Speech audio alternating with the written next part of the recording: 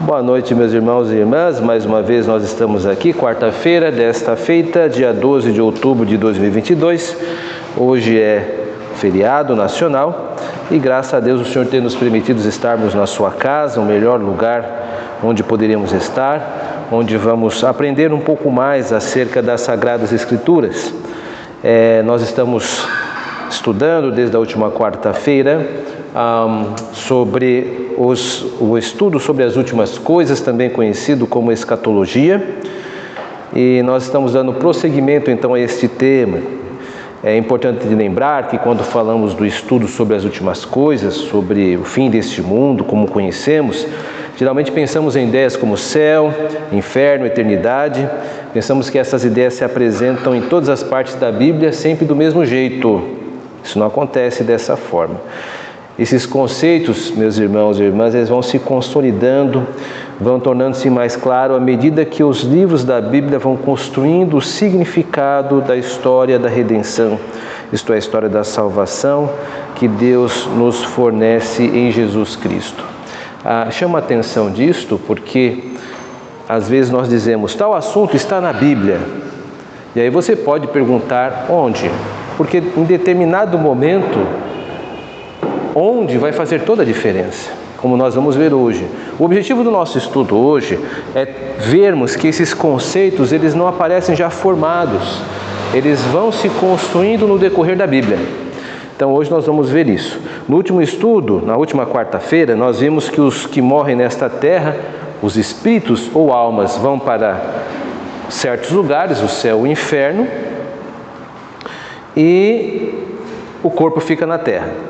E hoje nós ainda iremos tratar desses lugares, só que vamos tratar de uma forma diferente. Na última nós só marcamos estes lugares. Hoje nós vamos olhar como esses lugares foram surgindo, né? Como é que esse conceito foi aparecendo na Bíblia? Será que isso já estava claro no livro de Gênesis? A ideia de céu e inferno? Nós vamos verificar isso, né? E aí nós vamos ver que o Antigo Testamento apresenta, sim, estes lugares, mas de uma forma muito diferente do que nós conhecemos no Novo Testamento. Então a ideia hoje é nós expandirmos um pouco a nossa maneira de ver a Bíblia. Então, primeiro, a título de exploração do nosso assunto, nós vamos ver dois lugares sobre os mortos, para onde os mortos vão. Quando eu falo de mortos, eu estou falando dos espíritos dessas pessoas. Para onde vão, né? Vamos ver isso no Antigo Testamento e vamos ver isso no Novo Testamento. Então nós vamos apenas tatear esses assuntos aí. Então primeiro, vamos ver o lugar dos mortos no Antigo Testamento. Nós não nos damos conta de que temos até bastante conhecimento já definidos sobre a vida após a morte. Cada um de nós tem já conceitos bem formados.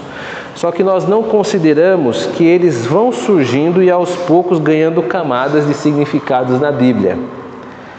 Para demonstrar isso, vamos olhar primeiro para o primeiro livro da Bíblia, o livro de Gênesis. Vamos ver o que esse livro fala sobre a vida após a morte. Para respondermos isso, nesta nossa pergunta, né, para onde vão as pessoas, vamos olhar direto para a morte ou o relato da morte dos principais personagens do livro de Gênesis. Então vamos olhar para Abraão. O registro sobre a morte de Abraão está lá em Gênesis 25, verso 8. Diz assim: expirou Abraão, morreu em ditosa velhice, avançado em anos, e foi reunido ao seu povo. Vamos olhar agora para a morte do outro patriarca, que é Isaac. Isaac, velho e farto de dias, expirou Isaac e morreu, sendo recolhido ao seu povo, e Esaú e Jacó, seus filhos, o sepultaram. Fico devendo a referência bíblica. Vamos ver Jacó agora. O registro da morte de Jacó está em Gênesis 49, versos 29, 30 e 33. Diz assim: Eu me reúno ao meu povo, sepultai-me com meus pais na caverna que está no campo de Efron, o Eteu, na caverna que está no campo de Macpela, fronteio a Manre, na terra de Canaã, a qual Abraão comprou de Efron com aquele campo, em posse de sepultura. Tendo Jacó acabado de dar determinações a seus filhos, recolheu os pés na cama e expirou, e foi reunido ao seu povo. Agora, antes de formarmos uma pequena conclusão sobre esses 3 relatos, vamos avançar para o relato de Moisés, porque foi Moisés que escreveu o livro de Gênesis e ele é o autor do Pentateuco. Vamos ver como está registrado a morte dele também. Isso se encontra em Deuteronômio 32, verso 50.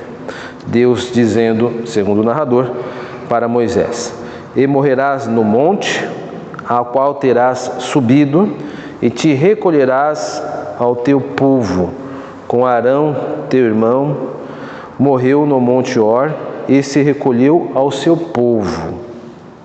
Então veja, vendo esses relatos, nós percebemos que não há uma preocupação em exemplificar ou apresentar com mais detalhes para onde foram essas pessoas. Apenas a expressão reuniu-se ao seu povo.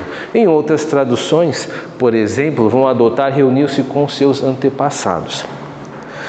Calma, não vamos emitir um julgamento sobre isso, vamos fazer algumas expansões ainda. Só é importante registrar isso. Na morte dos principais personagens do Pentateuco, não mostrou que eles foram, para onde foram exatamente, só uma pequena redaçãozinha dizendo foram com o seu povo. Mas onde está esse povo? Quem é esse povo, afinal de contas, né? Deus está com esse povo? Como que se processa? Não houve registro. Então vamos expandir agora para ver como ocorre no livro do Reis.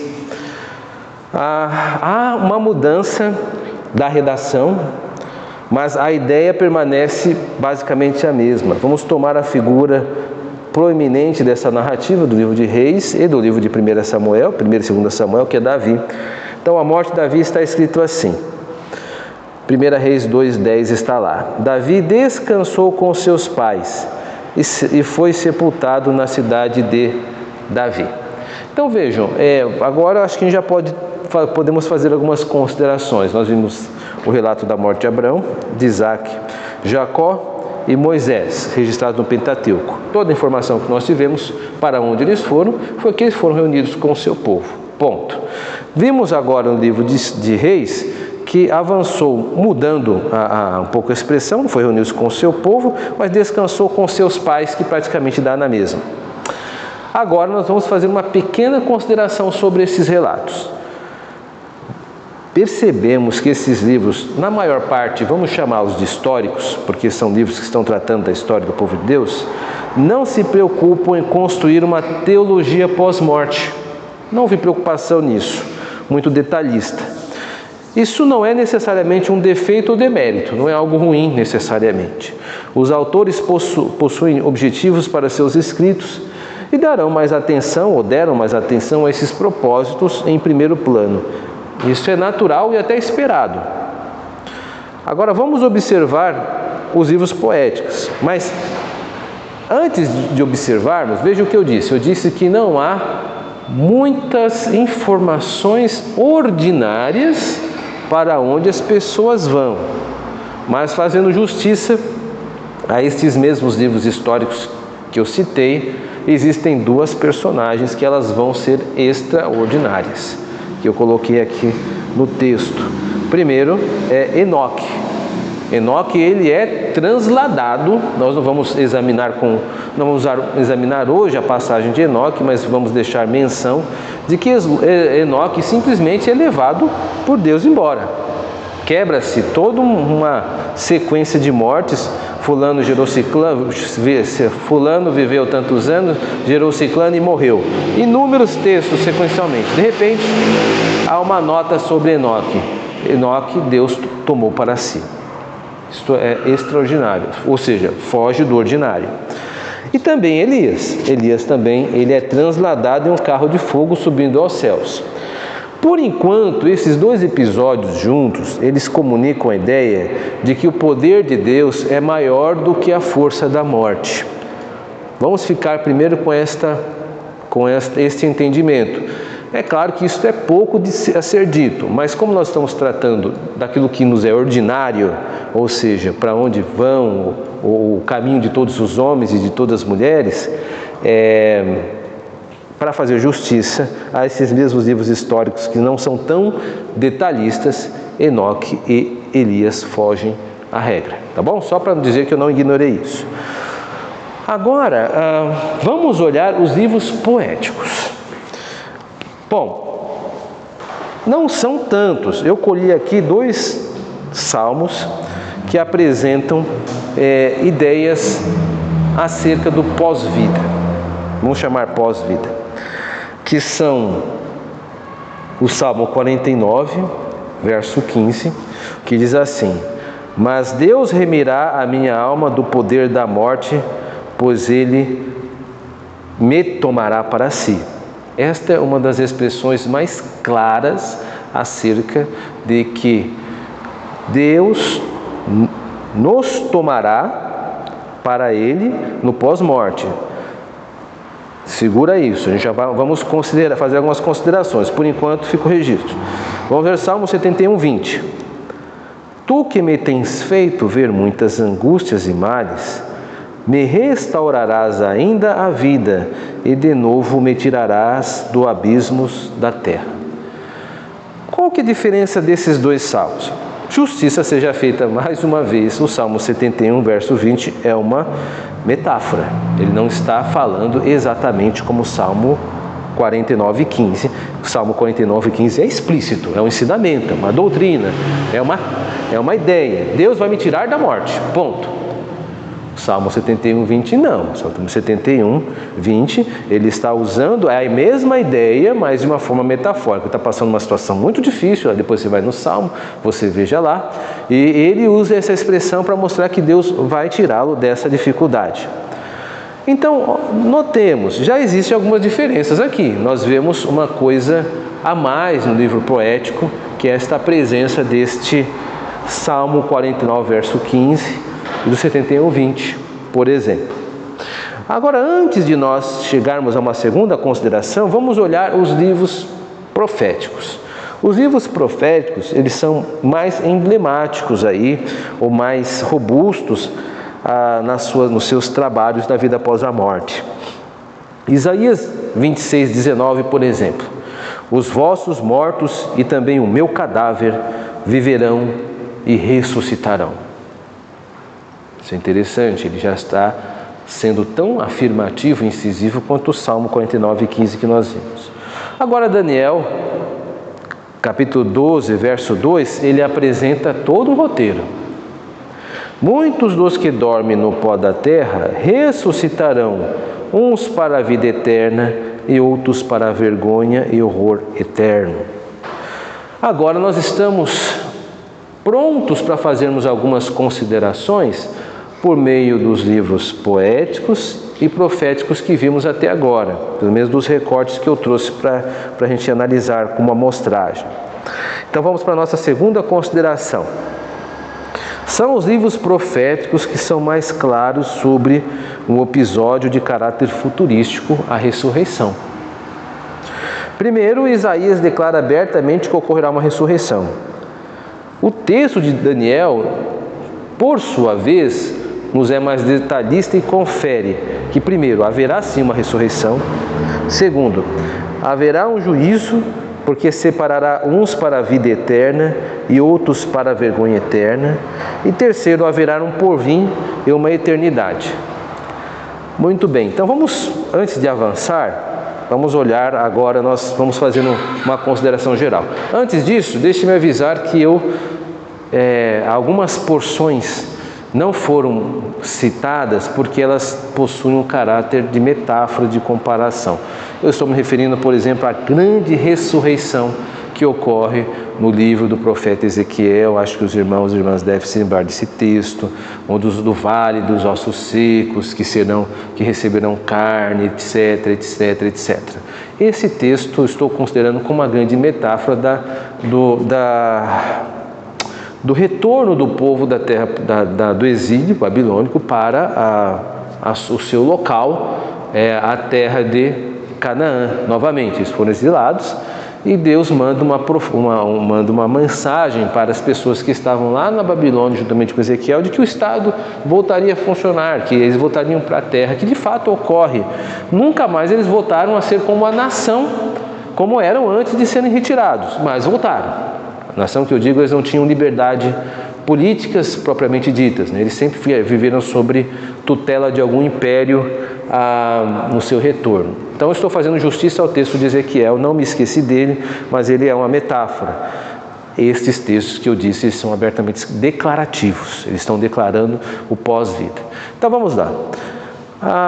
Considerações aqui desses argumentos que foram tragos a nós aqui. Acerca dos patriarcas, então, não é correto a gente dizer que havia uma clara visão, ou pelo menos isso não foi detalhado, do céu e inferno ainda no Pentateuco. Não há isso. Estão se construindo esse conhecimento. Então Moisés está preocupado mais com a fixação do povo em Canaã e na vida comum.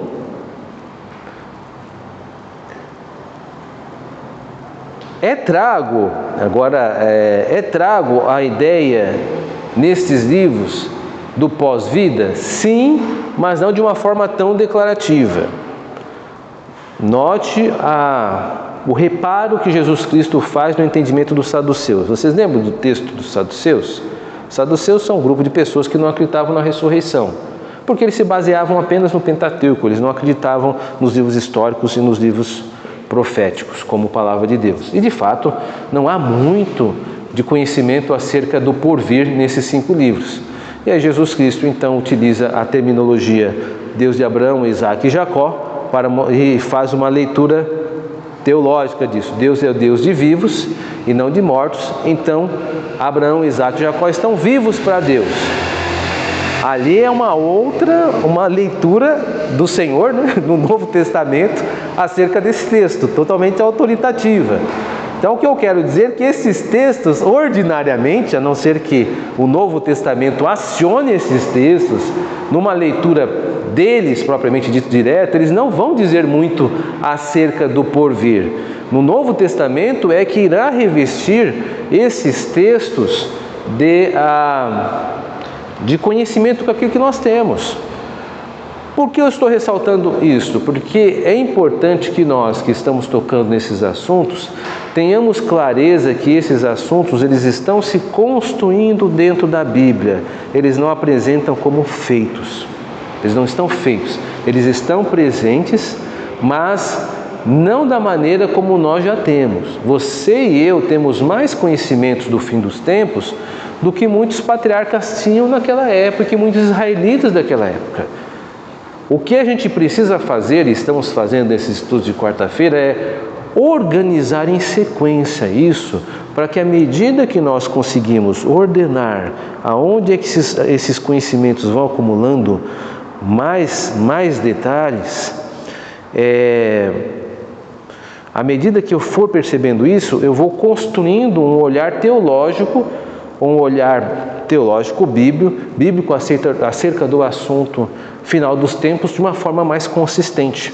A gente não vai dizer assim, a Bíblia diz isso, a Bíblia diz aquilo. A Bíblia diz, muito bem, ótimo. Mas o que significa isso? Antes de prosseguirmos, uma provocação aqui. O que muitos historiadores ou comentaristas percebem é que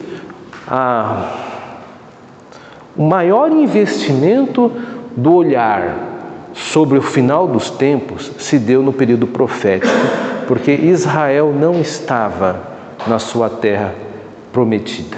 Ela havia sido expurgada da sua terra. Então, se você perceber, olhe os livros poéticos que eu citei, são os livros de Salmos.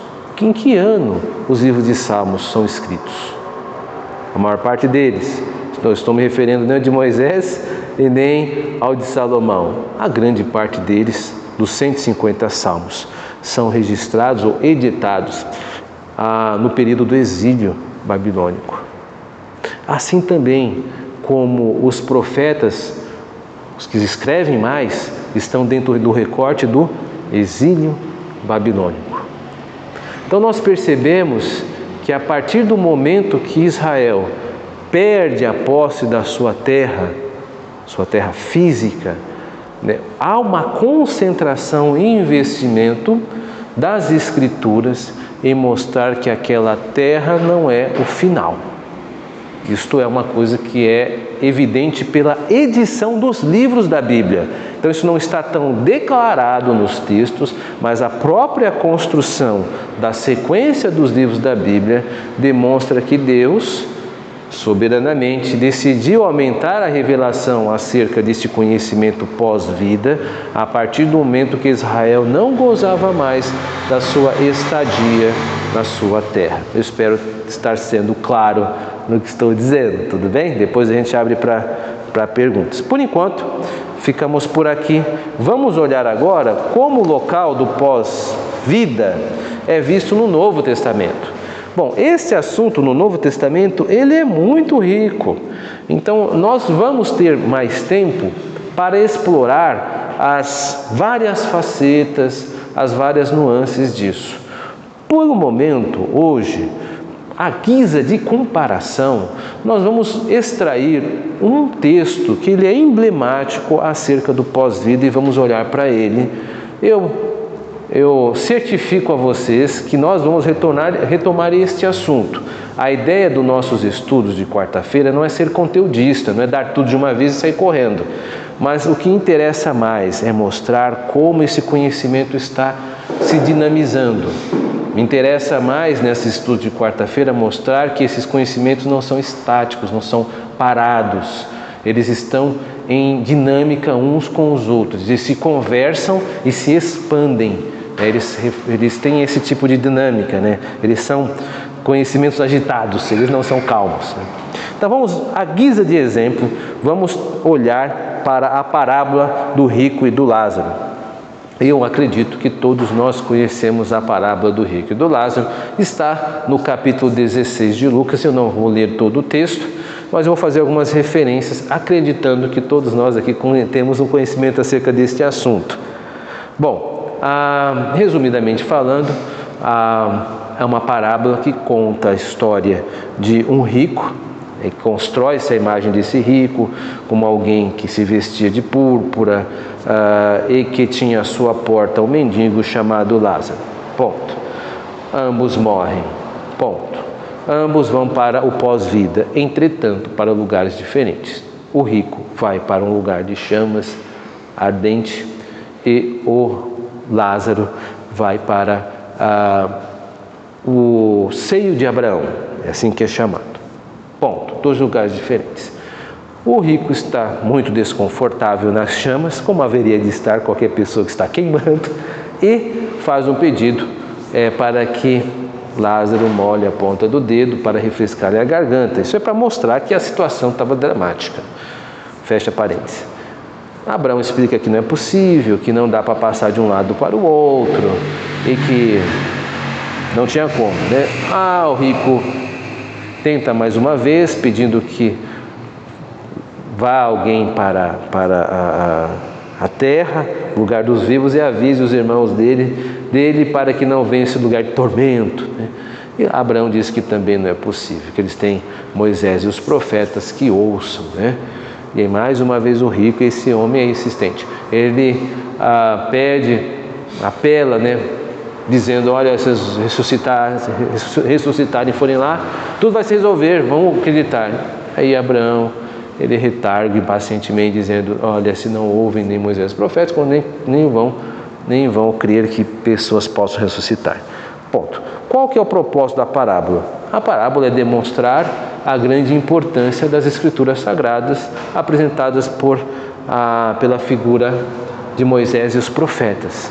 São os Moisés e os profetas que são o texto que podem retirar ou impedir que alguém venha para o pós-morte de uma maneira ruim. Este é o propósito da parábola. Por quê? O propósito da parábola não é dar uma um retrato exato das coisas no pós-vida. Ninguém pode pegar este texto e dar uma explicação dizendo, ó, um pós-vida é assim, é Abraão de um lado e os ricos e o pessoal queimando o outro, a gente consegue se ver, ou pelo menos o pessoal do inferno vai conseguir ver a gente. Não, o propósito da parábola não é ser promover um detalhamento da vida pós-morte, mas sim trazer e comunicar uma mensagem de que precisa se crer na palavra de Deus, a fim de que para que não passemos ao inferno. Ponto. Por que eu estou dizendo isso? Porque muitas pessoas acreditam que esse é um texto que é doutrinário e que ensina acerca do céu e da terra como é exatidão. Não é. Embora isso seja popular, isso não é assim, é uma parábola. O que comprova que é uma parábola? São algumas considerações que o Novo Testamento vai dar. Quem é o patrono, vamos chamar assim, quem é o patrono dos céus? Não é Abraão, não é, embora Abraão esteja lá, mas nós sabemos que é Jesus Cristo, que Ele é aquele que atende ao céu, né? Por exemplo, nós temos, eu não deixei registrado aqui, mas vou dar um exemplo aqui citando meio que de cabeça. Lembremos que quando Estevão está sendo apedrejado, quem é que ele vê à direita do Pai, pronto a recebê-lo? Jesus Cristo. Jesus Cristo que o recebe. Quando Paulo diz, agora isso está num texto que eu estou servindo à mão de vocês, em Filipenses 1:23, diz o seguinte: ora, de um e outro lado estou constrangido, tendo o desejo de partir e estar com Cristo, que é incomparavelmente melhor. É Cristo que aguarda no céu. Quando o ladrão na cruz morre, Jesus Cristo diz, hoje mesmo estará comigo no paraíso. Então, não é Abraão, só para esses 3 textos para mostrar que não é Abraão que nos aguarda. Embora nós sejamos descendentes de Abraão e Abraão seja o nosso antepassado querido, não é ele o patrono ou o grande anfitrião do céu. É Jesus Cristo que nos aguarda e que governa o céu. Agora, vamos então por uma terceira consideração do nosso estudo. Nós vimos a primeira consideração sobre que os livros históricos não fornecem detalhamento sobre a pós-vida. Vimos que os livros poéticos, eles ensejam, dão oportunidade, pontuam para nós alguns detalhes do pós-vida, falam acerca de uma ressurreição. Mas são os proféticos no Antigo Testamento que vão trazer mais vigorosamente esse assunto. E agora nós estamos vendo que o Novo Testamento, que é o responsável pela maior parte de informações que nós temos pelo pós-vida, à guisa de exemplo, temos a parábola do rico e do Lázaro. Então vamos chegar à terceira consideração até aqui. E a terceira consideração o céu é o lugar onde há consolo das dificuldades atravessadas aqui. Vários textos apresentam isso, Filipenses eu já citei, mas há um texto em especial que demonstra isso de forma mais eloquente, que é Apocalipse capítulo 6, verso 11. Então, a cada um deles foi dada uma vestidura branca, eles disseram que repousasse ainda por um pouco tempo, até que também se completasse o número dos seus conservos e seus irmãos que iam ser mortos como igualmente foram. Ponto. Então aqui há uma redação bastante explicativa, onde ele diz que há um número certo de pessoas que estão encomendadas para estar no céu e que enquanto este número não se completar, não haverá total e cabal descanso.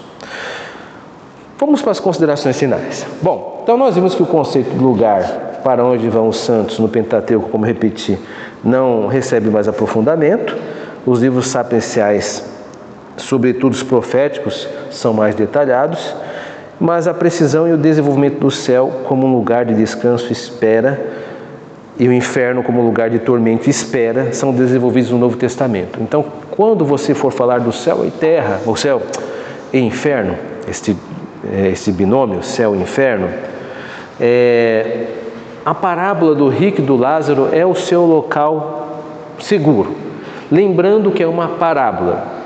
Eu estou não usando palavras gregas propositalmente, mas eu vou citar uma aqui que é muito recorrente quando se discute o escatologia, que é a ideia de Hades.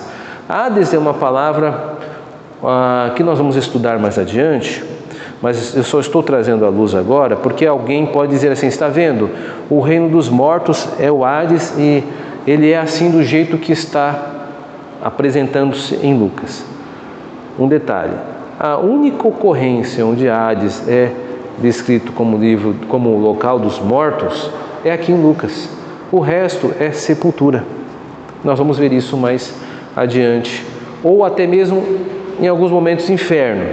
Então a palavra Hades nem sempre é uma palavra muito confiável, vai depender nos locais onde ela está. Nós vamos identificar esses locais mais para frente com um estudo mais detalhado. Por enquanto nós estamos começando. Então na quarta passada nós vimos que existem a ideia de que as pessoas deixam de existir após a morte não é bíblica. As pessoas morrem e vão para dois lugares, ou para o céu ou para o inferno. Agora, hoje, nós vimos que na Bíblia, isso no princípio não está totalmente claro, e quem vai jogar luz mais são os Salmos e os profetas, e quem vai resolver a situação é o Novo Testamento. Tá bom? Eu estou dizendo isso para quando você puder falar do céu e do inferno para as pessoas que precisa ser feito, você vai poder escolher os textos com mais cuidado e vai poder, por exemplo, agora você pode citar um salmo, até mesmo um desses que eu apontei, e fazer uma conexão com esses textos do Novo Testamento, enriquecendo a sua fala para aqueles que precisam da salvação de Cristo Jesus e estão indo para o inferno sem o conhecimento dele. Que Deus nos ajude. Hoje ficamos por aqui. Você que nos ouve, espero que aproveite o estudo. Nós que ficamos por aqui, vamos ainda debater esse assunto um pouco mais, aguardando um dia que você possa estar aqui conosco também. Deus abençoe e bom descanso.